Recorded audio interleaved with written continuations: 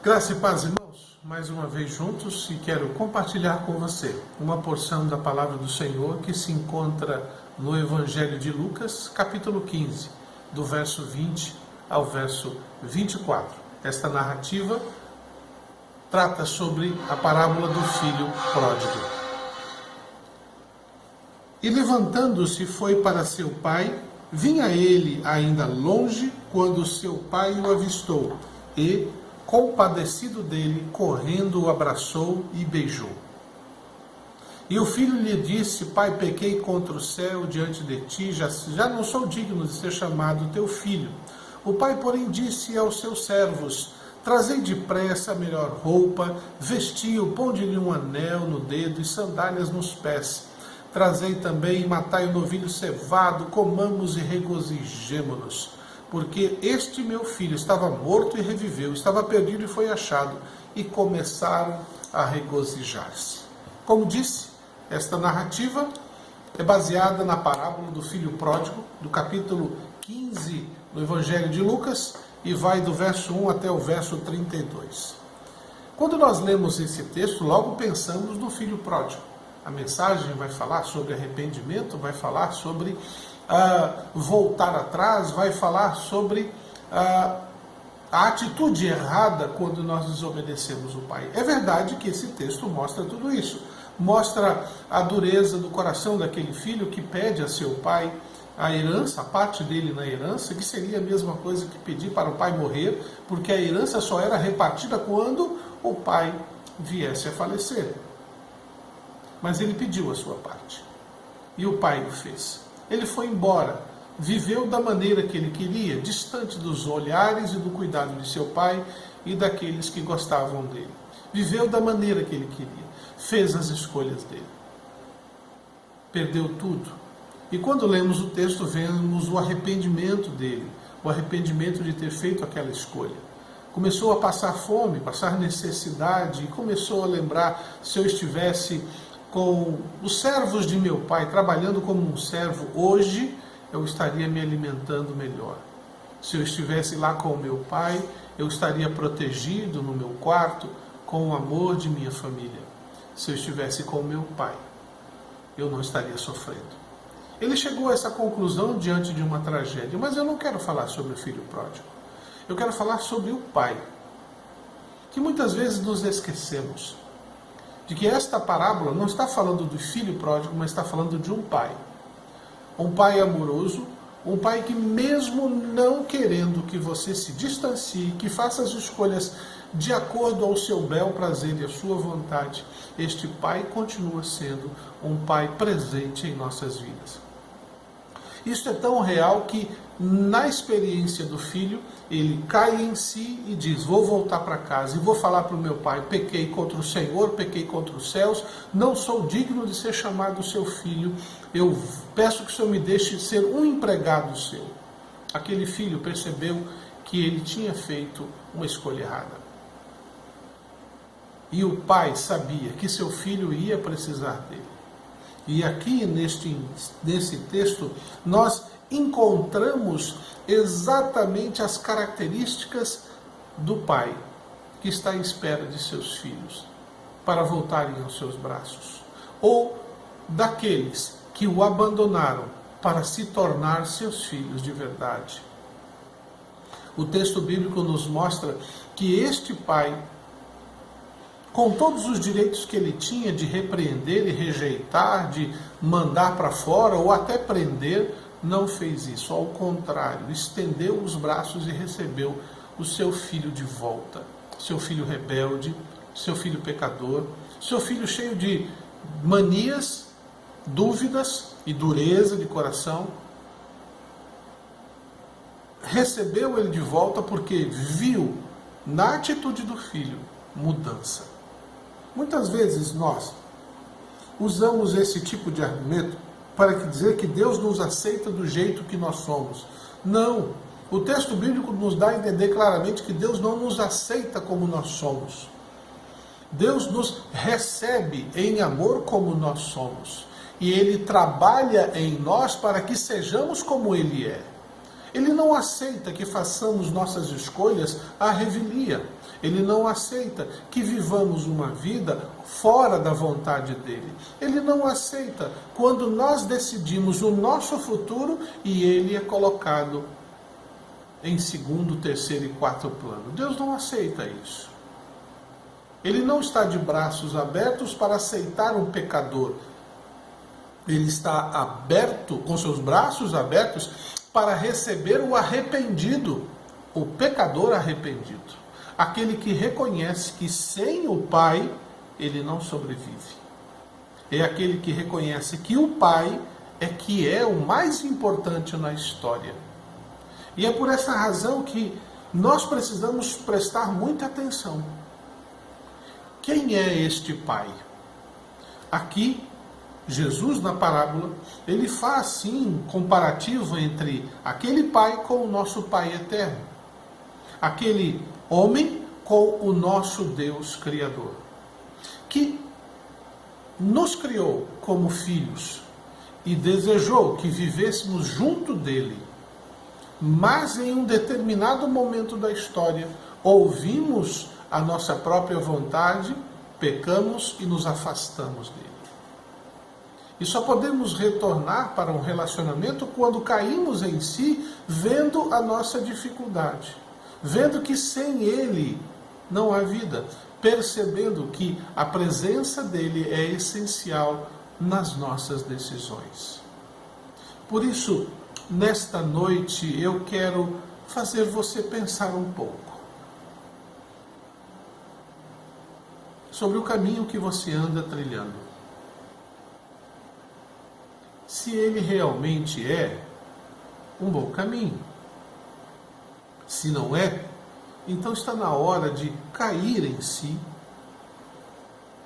e fazer como este jovem que entendeu que sem a presença do Pai na vida dele, ele não teria sucesso. Por que razão é preciso a presença do Pai? Porque este Pai se mantém alerta, querendo que você volte. Veja, o texto no verso 20 diz assim: e levantando-se, foi para seu pai. Ele tomou a decisão, eu errei, preciso mudar de atitude e vou voltar para o meu pai. Você, se está longe, precisa voltar para seu pai, porque seu pai está de braços abertos, está te esperando. O texto no verso 20, e levantando-se foi para seu pai, vinha ele ainda longe quando seu pai o avistou.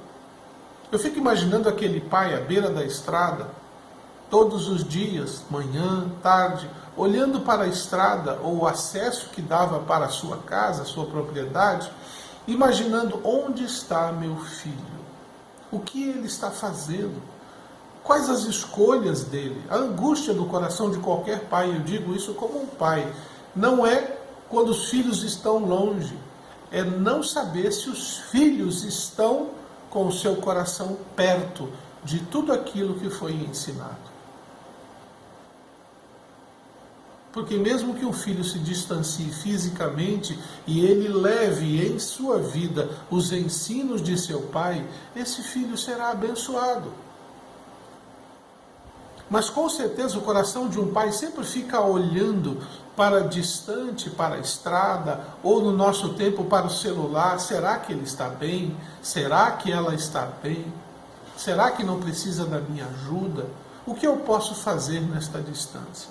Tudo isso passa na mente de um pai. Eu fico imaginando o nosso Deus e Pai, que nos criou com tanto amor e pode nos ver onde estamos e pode ouvir o que estamos falando. E de repente, em algum momento, por que você não aplica na sua vida o que você aprendeu? Por que você não vive do jeito que eu te ensinei?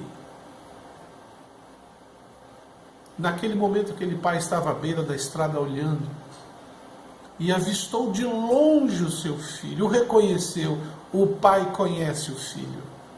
Nenhum filho é estranho a seu pai. O jeito de andar, a altura, o corte de cabelo, o tamanho da cabeça, a gente conhece de longe. E quando a gente vê que ele está vindo na nossa direção, a gente não se contém. Quando Jesus se encontrou, viu aquela mulher samaritana, ele disse isso: o Pai procura verdadeiros adoradores que o adorem em espírito e em verdade.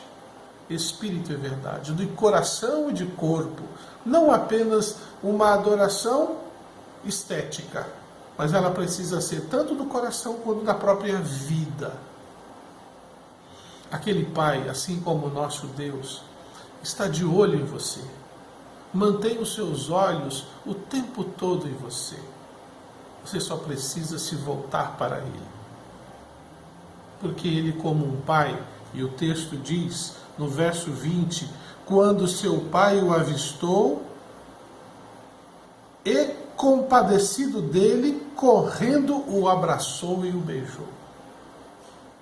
Porque ele sabia que o filho longe estava sem proteção. O nosso Deus está o tempo todo prestando atenção em nós. Ele nos vê. E tenho certeza que sempre procura nos mostrar o quanto Ele se importa conosco. Você se importa com seu Pai eterno? Você tem andado na direção dele?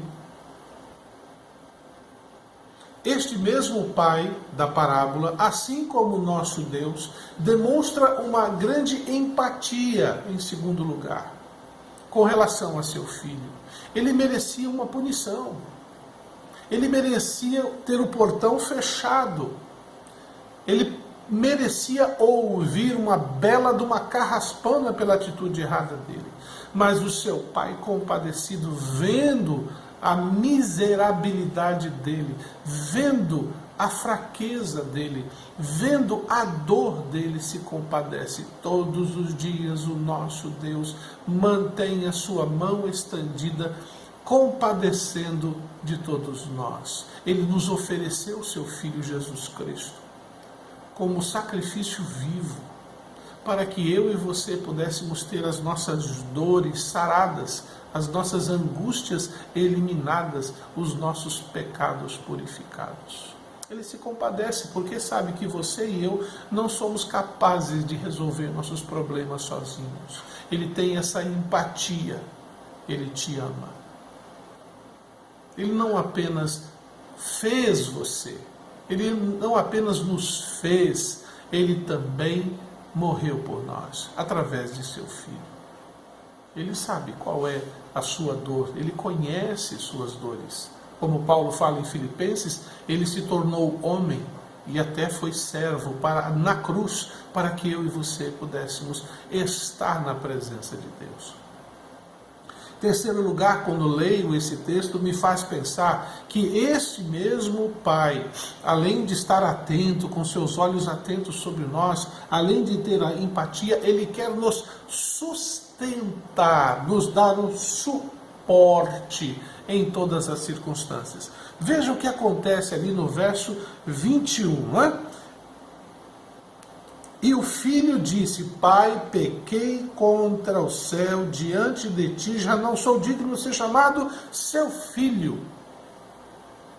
Ali está o coração de um menino arrependido, em que o pai o aceitou, porque viu a mudança dele. A mudança que este Pai causa em nós quando nós estamos perto dele. Nós não chegamos para ele exigindo ou pedindo: eu tenho direito ou eu tomo posse. Eu sou filho adotado. Ele se sacrificou para que eu pudesse ter, mas principalmente ser filho de Deus, filho dele. Ali, naquele momento, o filho reconhece o seu pecado e sabe que não merece. Qual foi a atitude do pai? Qual foi a ação do pai? Pai, porém, disse aos seus servos: trazei depressa a melhor roupa, vestiu, ponde-lhe um anel no dedo e sandália nos pés. Trazei também, trazei e matai o novilho cevado. Comamos e regozijemo-nos. Aqui é o momento em que o pai, mesmo sabendo que o filho merece, oferece suporte, sustentação. Por quê? Quando nós lemos, o pai manda colocar nele vestes, manda colocar anel e manda colocar sandália. Sabe por que ele está fazendo isso? Porque o nosso pai, assim como aquele pai, com as vestes quer nos honrar. Não quer nos envergonhar, porque um homem ou uma mulher nua na rua, ou seminu, é causa de vergonha. Apesar que vivemos uma sociedade hoje que homens e mulheres estão mais se desnudando do que qualquer outra coisa, nosso Deus acha isso uma vergonha, uma desonra. E ele coloca aquelas vestes em seu filho, coloca em vestes nele. Em segundo lugar, manda pôr o anel. O anel representava a família. Aquele filho havia abandonado a família, mas agora estava sendo reintegrado na família de Deus. Deus quer que você faça parte da família dele, e esta família se expressa na igreja, com os nossos irmãos em Cristo, tanto de agora, como do passado, como do futuro. Isso tudo por causa do sacrifício de Jesus.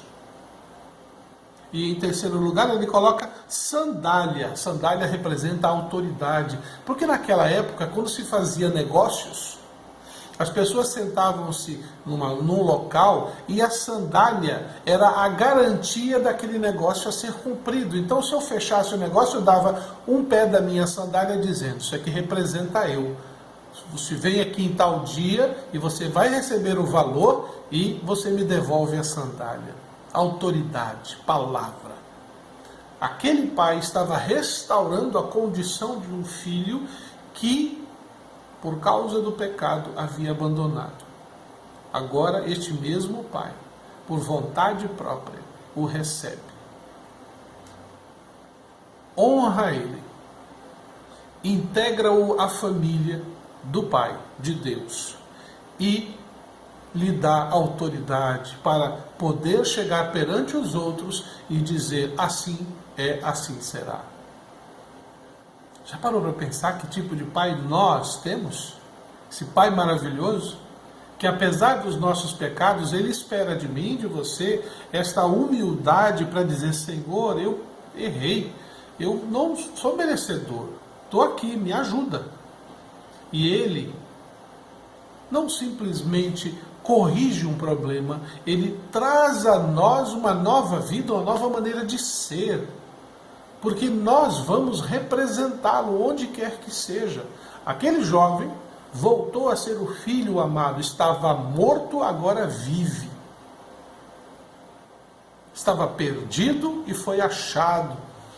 Ele só poderia celebrar. E não poderia ter um filho naquelas condições, porque os filhos representam os pais. Onde quer que eles estejam, com quem quer que eles estejam falando. Se eu quero que meu pai seja honrado, eu preciso agir de tal forma que as pessoas vejam: este é filho de fulano.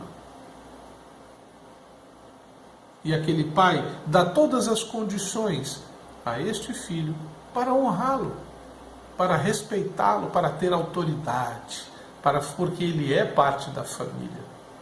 E por fim, além do pai estar vendo, alerta sobre sua vida, minha vida, além dele ter empatia diante das nossas dificuldades, além de ele nos dar sustentação para podermos agir, ele também mantém a sua afeição sobre nós, sua bondade sobre nossas vidas.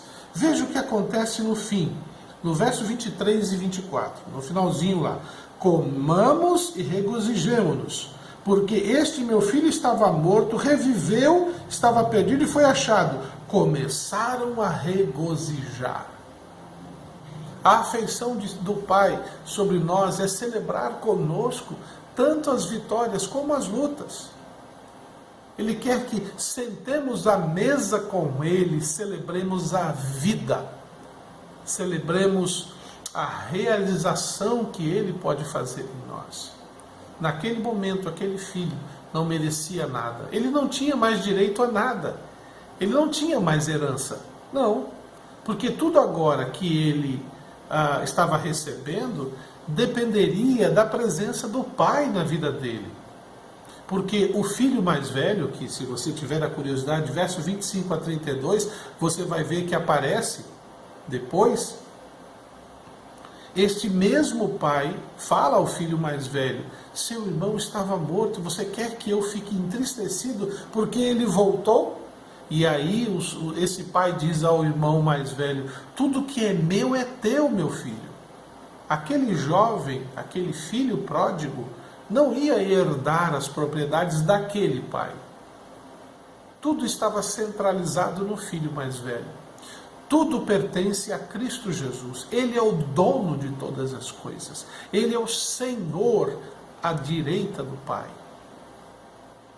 Através dele, por meio dele, é que alcançamos a salvação. Somos co-herdeiros com Cristo, a herança é dele, mas participamos dos benefícios porque ele existe. Se Jesus Cristo não existir na sua vida, não há como ter herança.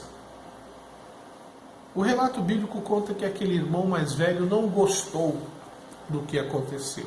Porque aqui alguns fazem a comparação de que são os nossos irmãos mais velhos na fé, por exemplo, judeus, que não gostam dessa história de ter gentios servindo ao Deus Todo-Poderoso, sem ser judeu. Mas o nosso Deus não está formando uma religião. Ele quer trazer toda a sua criação de volta para a sua casa. As bênçãos que este povo tem são deste povo, não são nossas. Mas nós experimentamos a maior e melhor de todas as bênçãos: a presença de Jesus em nossas vidas. A nossa herança depende enquanto Jesus viver. Como sabemos que Ele é eterno, então a nossa herança nunca vai ter fim. Aproveite a presença deste Pai maravilhoso, que todos os dias está olhando para você, que todos os dias Ele expressa sua empatia por sua vida para que você não fique sozinho. Todos os dias Ele providencia situações que nos dê sustento para suportar as situações difíceis. E Ele tem demonstrado uma afeição enorme porque Ele quer fazer parte da nossa celebração. Ele quer estar junto e Ele te convida para estar com Ele. Este é o nosso Pai. Confie nele. Deixe que Ele tome conta da sua mente. Entregue sua vida nas mãos dele. Ele está cuidando de você. Que Deus te abençoe. Vamos orar? Querido Deus, muito obrigado por esta noite, por este momento em que aqui estamos. Agradecemos o cuidado do Senhor e pedimos a tua bênção para podermos ser filhos não pródigos, mas filhos submissos à tua vontade. Obrigado pelo teu amor, obrigado pelo teu cuidado. Agradeço a bênção de vivenciar a graça em Cristo Jesus e que todos nós possamos continuar em comunhão com o Senhor por meio da sua graça e misericórdia. Dá-nos uma noite de paz, no nome de Jesus. Amém. Que Deus abençoe você e até o próximo encontro.